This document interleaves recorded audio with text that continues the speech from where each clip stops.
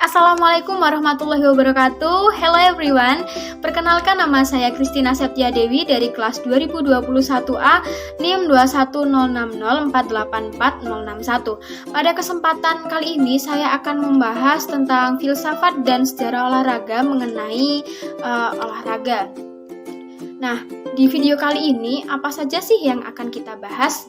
Yang pertama, ada kinerja manusia dan penggunaan obat-obatan atau human performance and the use drug.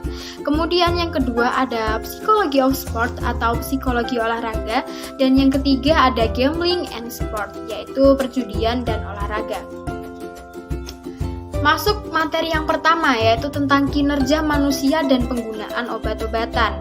Obat-obatan sendiri ternyata sudah mulai dikenal sejak abad ke-19 dan penggunaan narkoba sendiri secara meluas sudah dimulai pada tahun 1960-an.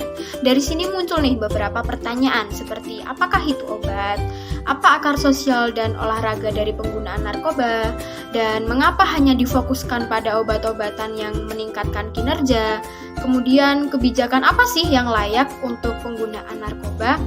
Karena tadi kita membahas tentang penggunaan obat-obatan, di sini ada 3 kategori obat yang diidentifikasi. Yang pertama ada rekreasional atau marijuana dan kokain, bisa disebut juga steroid anabolik.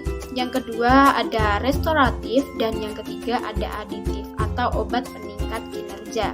Dari sini muncul argumen pro dan kontra. Salah satunya bahwasannya obat peningkat kinerja akan memberikan keuntungan, namun di lain sisi juga bersifat tidak adil atau kecurangan yang akan mengakibatkan kerugian pada diri atlet itu sendiri. Karena argumen pro kontra tersebut menjadi pembahasan yang lebih rumit ketika faktor-faktor tidak wajar seperti penggunaan teknik psikologis dan intervensi bioteknologi yang nantinya akan berlanjut pada peran psikologi olahraga yang akan menetapkan tujuan, fokus, dan latihan visualisasi. Kemudian materi yang kedua tentang psikologi olahraga masih berkaitan dengan kinerja manusia dan penggunaan obat-obatan.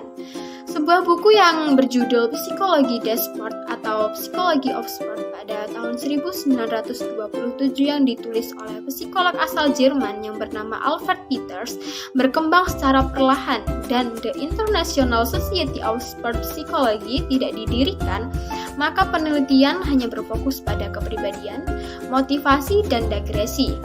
Selama beberapa dekade, psikologi dan psikolog berusaha untuk mengidentifikasi ciri-ciri kepribadian yang membedakan antara seorang atlet dengan seorang yang non-atlet.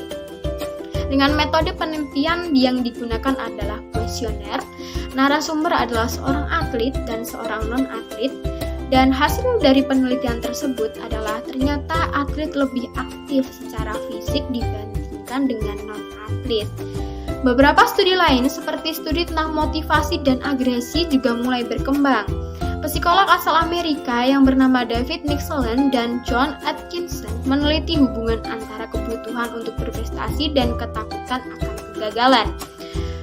Nah, di sini kita bisa lihat yang pertama kita akan membahas tentang studi awal mengenai motivasi. Membahas tentang hubungan kebutuhan untuk berprestasi dan ketakutan akan kegagalan yang sudah saya sampaikan di slide tadi.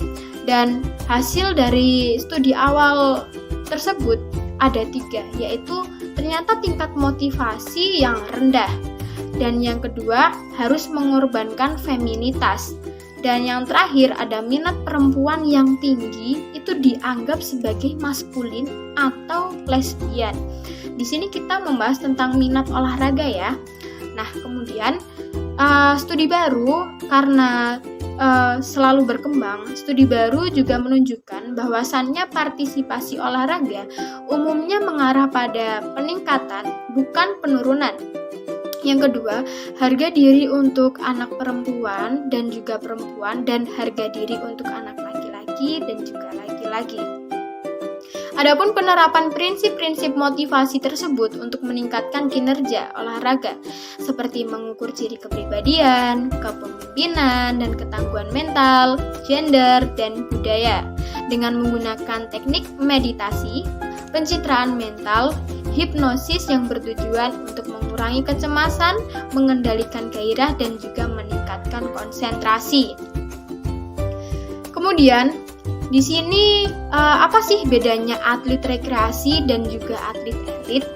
Kita akan bahas terlebih dahulu yaitu atlet rekreasi. Atlet rekreasi sendiri itu hanya memerlukan motivasi yang olahraganya dilakukan pada waktu senggang. Sedangkan atlet elit merasa dia adalah wakil bangsa, bertanggung jawab untuk mengembangkan sifat menang, bersifat profesional, mengambil resiko yaitu cacat seumur hidup, itu dalam tanda kutip jika bermain cedera. Nah, karena keduanya memiliki perbedaan dan di sini saya juga akan menjelaskan ternyata keduanya juga memiliki kesamaan, yaitu sama-sama memiliki keinginan yang sama untuk meningkatkan keterampilan untuk menang daripada kalah. Partisipasi olahraga juga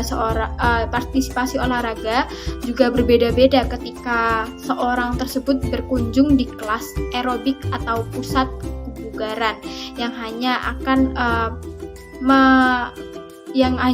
bertujuan sebagai pembentukan fisik. Nah, psikologi olahraga juga membahas tentang penonton olahraga.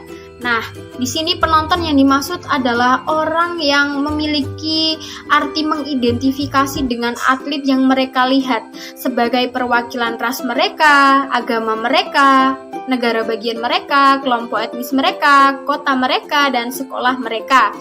Psikolog asal Amerika yang bernama Daniel Elwan mengidentifikasi bahwasannya perilaku penonton dibagi menjadi dua, yaitu perilaku penonton saat menang dan juga perilaku penonton saat kalah.